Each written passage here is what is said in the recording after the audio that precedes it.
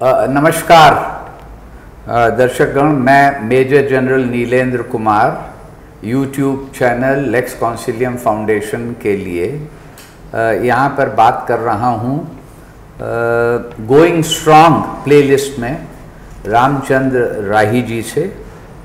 ये 87 वर्षीय राही जी मूलतः उत्तर प्रदेश में बलिया जिले से, जनपद से जुड़े रहे और एक संस्था श्रम भारती थी, उससे कनेक्टेड रहे।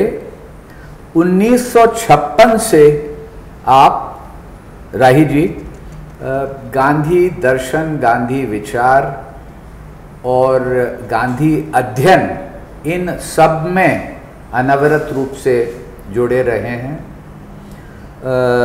आपने काफ़ी अध्ययन किया है, वो अध्ययन अभी तक चल रहा है।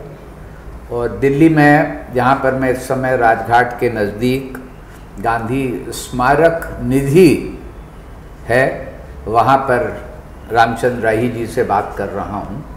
और यहाँ पर उल्लेख ये करना चाहूँगा कि गांधी जी की शहादत के बाद, जो कि 30 जनवरी 1948 मैं आपको ले जा रहा हूँ, तुरंत बाद उस समय राष्ट्रपति डॉक्टर राजेंद्र प्रसाद, प्रधानमंत्री जवाहरलाल नेहरू और अन्य राष्ट्रीय स्तर के उच्च नेताओं के विचार के अनुसार एक ट्रस्ट बनाया गया था जिसका नाम गांधी स्मारक निधि था।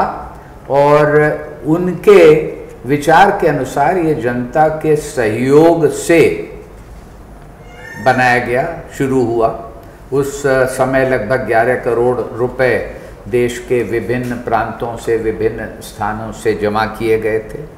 और इस के अंतर्गत 3 विभिन्न संस्थाएं, ये तो निधि मूल संस्था है, इसके अतिरिक्त गांधी शांति प्रतिष्ठान जो यहाँ पर नज़दीक में है, और गांधी जी के का जो म्यूज़ियम है, नेशनल म्यूज़ियम, ये सब उसी के ये परस्पर जुड़े हुए तीनों संस्थाएं चल रही हैं। अभी इस प्लेलिस्ट में मैं रामचंद्र राही जी से बात करूंगा, गांधी जी के विचार और दर्शन, उनके व्यक्तित्व से जुड़े कुछ सवाल। और मेरा पहला प्रश्न ये है कि बापू की सर्वधर्म के प्रति सहिष्णुता और शुचिता का संदेश और उदाहरण आज के माहौल में कितना प्रायोगिक है। रोज गांधी जी प्रार्थना करते थे कि ईश्वर अल्लाह तेरो नाम सबको सम्मति दे भगवान। तो ये जो सर्वधर्म के प्रति उनकी सहिष्णुता थी, वो आज के माहौल में क्या प्रायोगिक है, इसके बारे में राही जी आप क्या कहना चाहेंगे? ये सबको प्रणाम। गांधी के अध्ययन यात्रा और जीवन यात्रा जहाँ से शुरू होती है, हम पाते हैं कि उस काल में धर्म के आधार पर और नस्ल के आधार पर इतनी नफरत और घृणा कि धरती के टुकड़े उसी नाम पर किए गए। एक एक धर्म में अलग अलग पंथ बने और एक पंथ दूसरे पंथ का दुश्मन बना। और ये जो भेदभाव है वह बढ़ते बढ़ते द्वितीय विश्व युद्ध तक आ गया, सेकेंड वर्ल्ड वार तक आया। नस्ली श्रेष्ठता का अहंकार कितना विनाशक हो सकता है, ये हमने सेकेंड वर्ल्ड वार में देखा।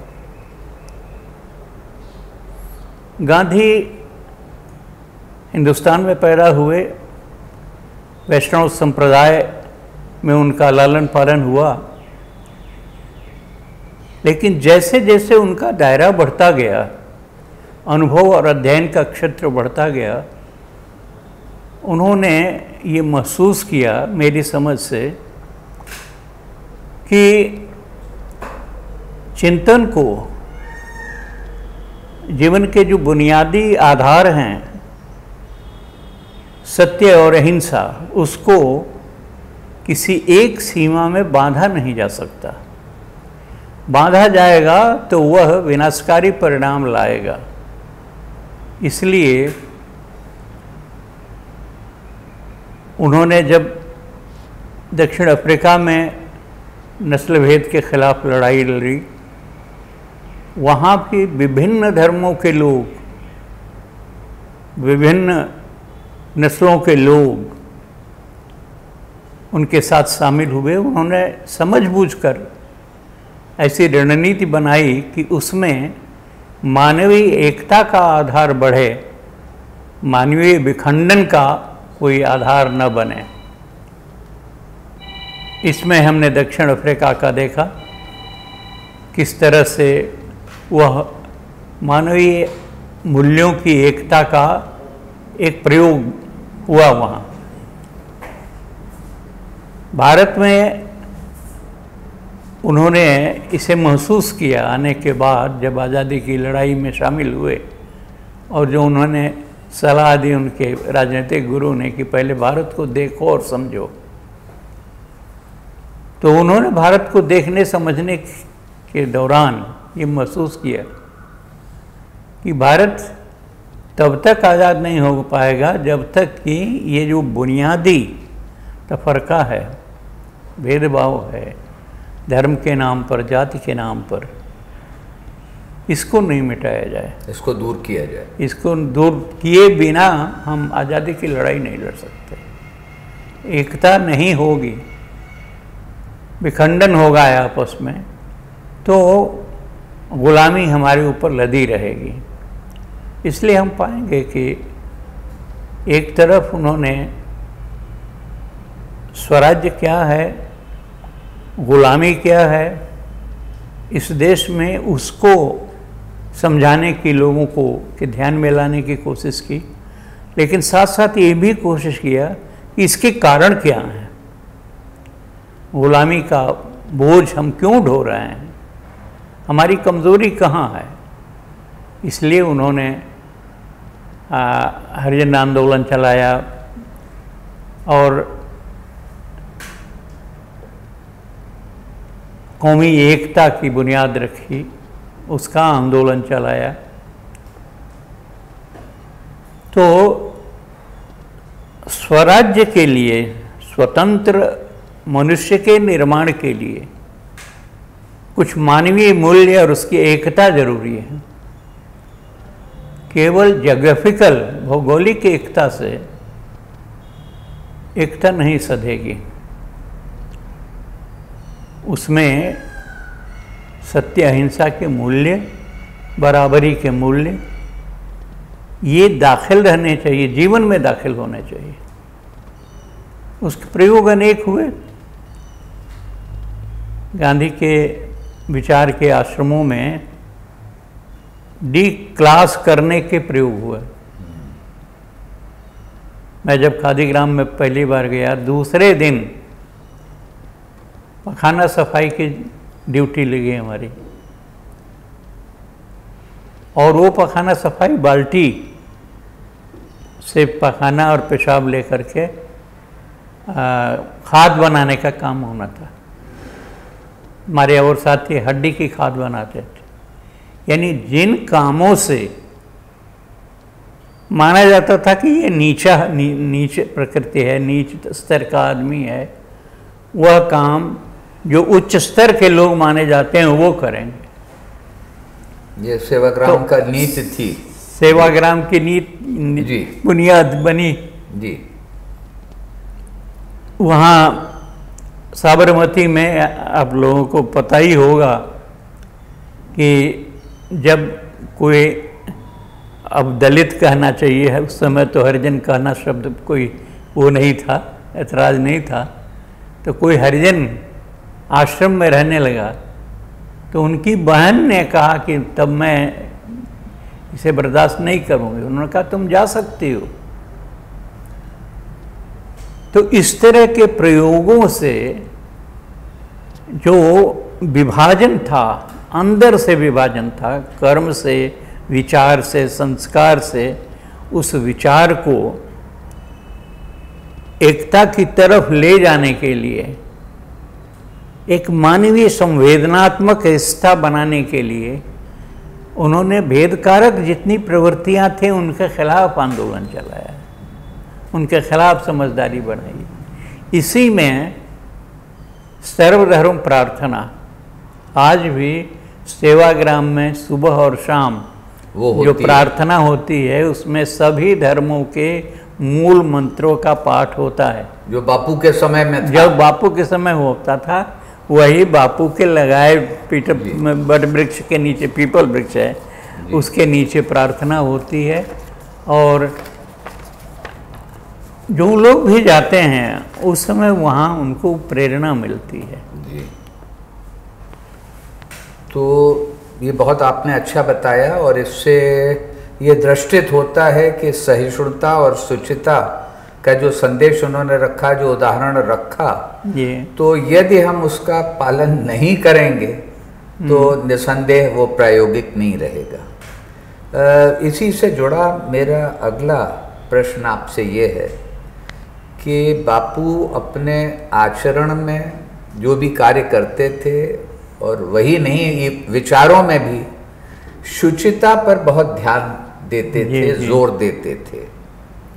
लेकिन ये एक विचित्र बात है, दुर्भाग्य की बात है कि जो उनके शिष्य, जो उनके नीचे, उनके साथ, उनके नेतृत्व में वर्षों तक रहे, वो उस पर कायम नहीं रहे, और जिससे कि एक तरह का विलास प्रिय उदाहरण बर्ताव, जो बात के मंत्री थे, मुख्यमंत्री थे, और काफ़ी वर्षों तक, जैसे कि मैं उत्तर प्रदेश से जुड़ा हूँ, कि सर्वविदित है कि मान लीजिए पंत जी थे जो उनके ख़ास उनके समय में थे, जो मुख्यमंत्री रहे, देश में रहे।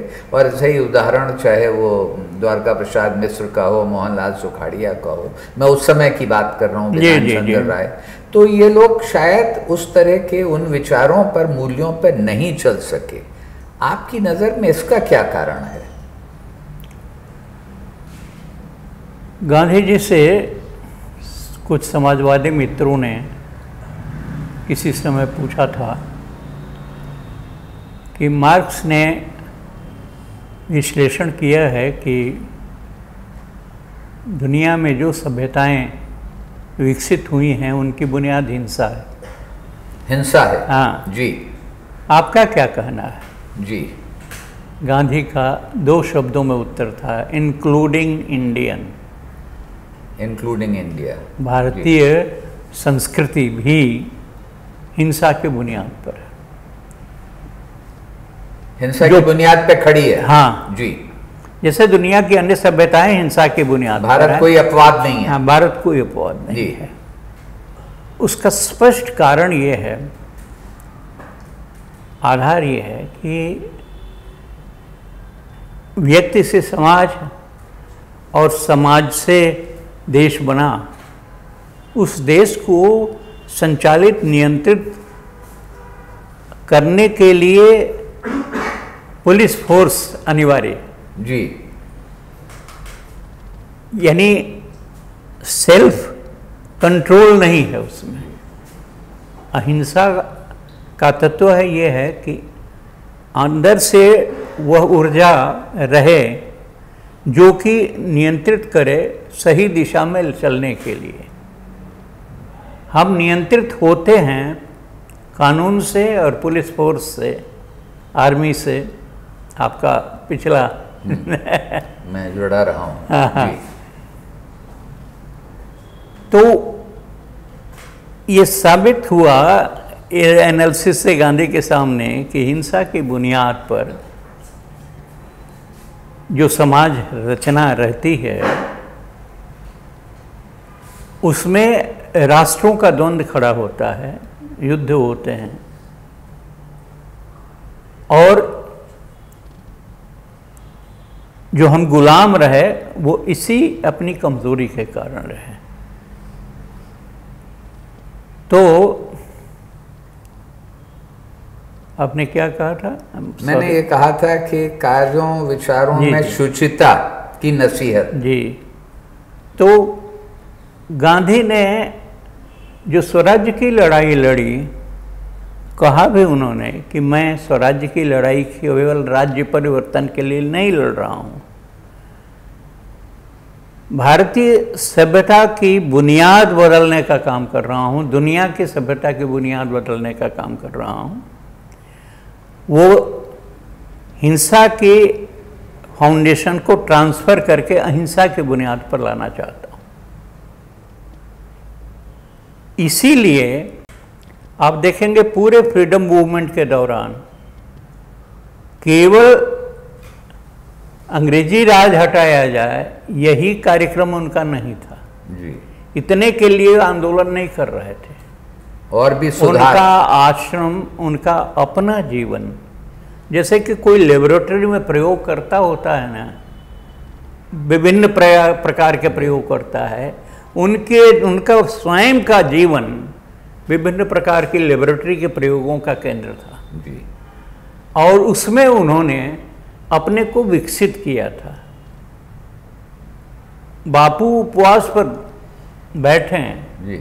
और देश भर में अनेक लोगों के घरों में चूल्हा न जले, लोग पीड़ित हो जाएं, दुखी महसूस करने लगे कि अरे बापू ही उपवास पर हैं। ये फिजिकली अंदाज करना मुश्किल है, ये फीलिंग की चीज़ है। ये फीलिंग पैदा कर सकता है आदमी वो अपनी साधना से जी। तो गांधी की अहिंसा इस लेवल की थी, उस दिशा में उन्होंने प्रयोग किया। उसमें ये माना कि पहले स्वतंत्र होना यानी आज़ाद व्यवस्था होनी चाहिए, व्यवस्था जो भी वो वहाँ के लोगों के हाथ में होनी चाहिए। पूरी दुनिया में उन्होंने एक ही स्टैंड रखा कि जो जहाँ है, यहाँ का निवासी है, उनकी मिली जुली व्यवस्था वहाँ की होनी चाहिए। और इसीलिए भारत की आज़ादी की लड़ाई दक्षिण अफ्रीका की प्रेरणा बनी और नस्ल भेद के खिलाफ अमेरिका में मार्टिन लूथर किंग ने लड़ाई लड़ी। ये सारा प्रयोग जी।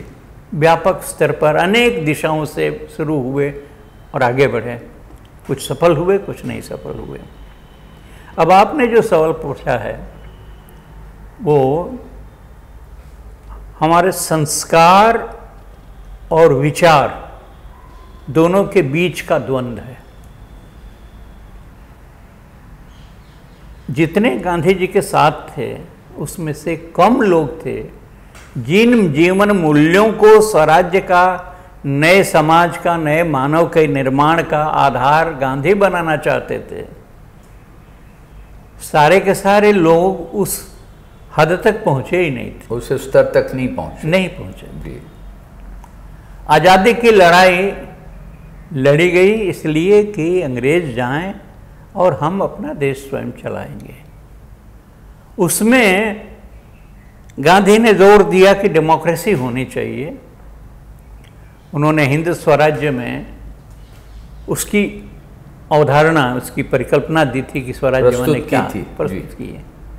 इन साथ साथ ये भी कहा था कि मैं अभी जो लड़ रहा हूँ वो हिंद स्वराज्य की स्थापना के लिए नहीं, क्योंकि उसके लिए लोग तैयार नहीं हैं। इसलिए मैं अभी जो लड़ रहा हूँ वह सही ट्रैक पर डेमोक्रेसी को लाने के लिए।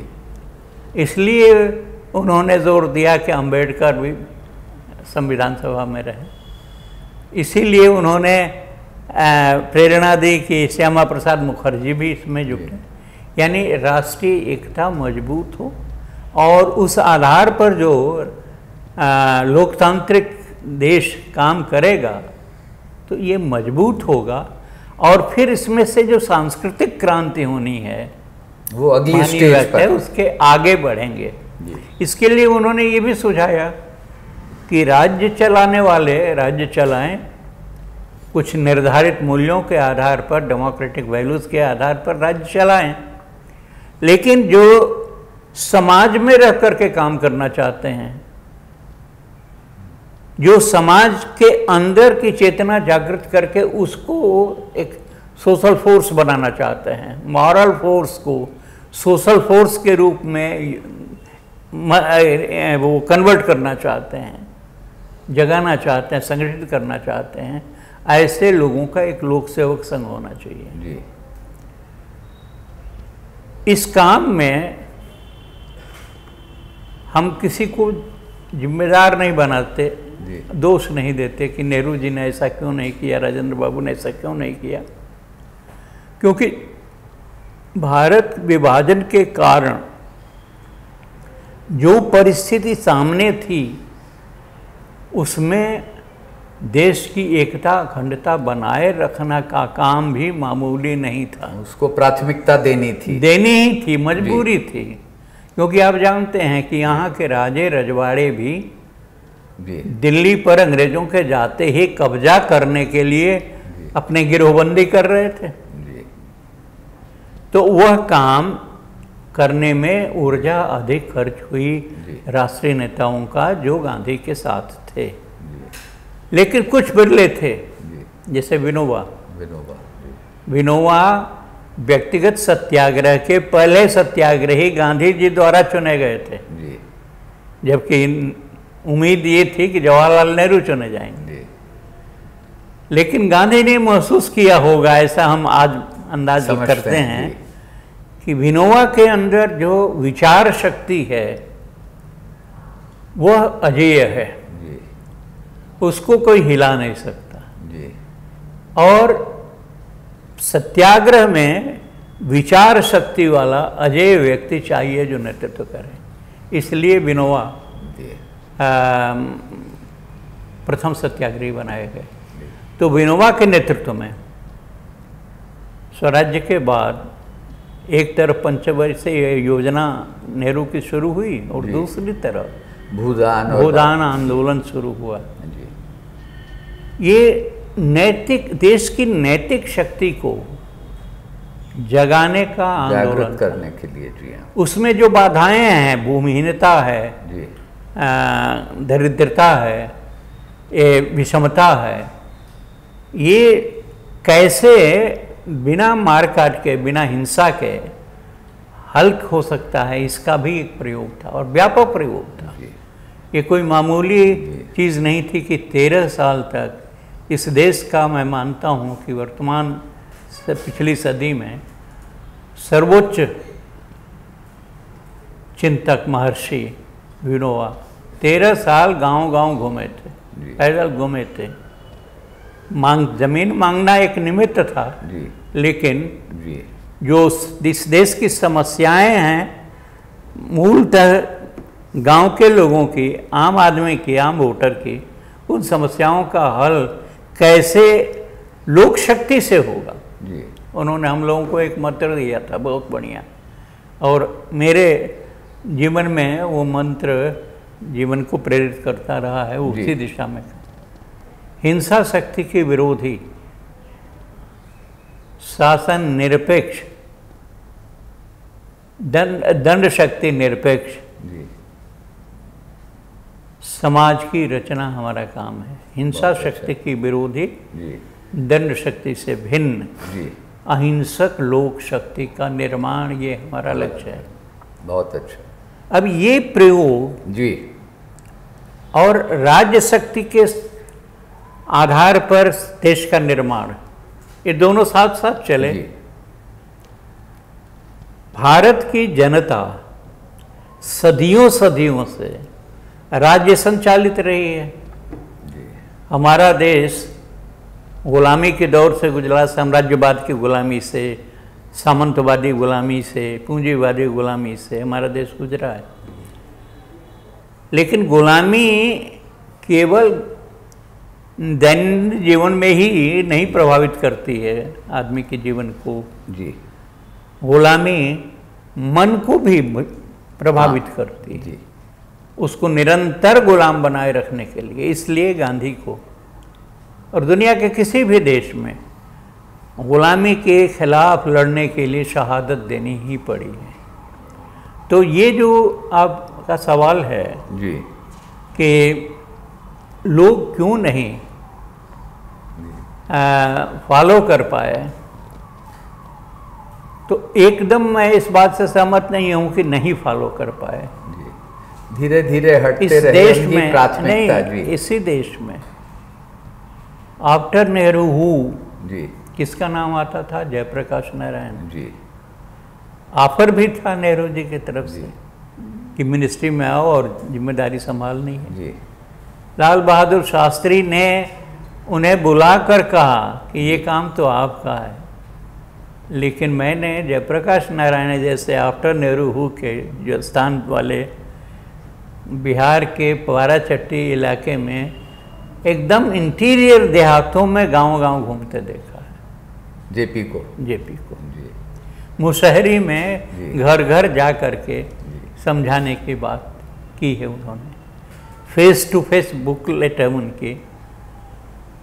क्यों हम आज़ादी के इतने वर्षों बाद इतना पिछड़े हैं, इसकी एनालिसिस है किताबों से पढ़ के नहीं, लोगों के बीच रह के पढ़ करके।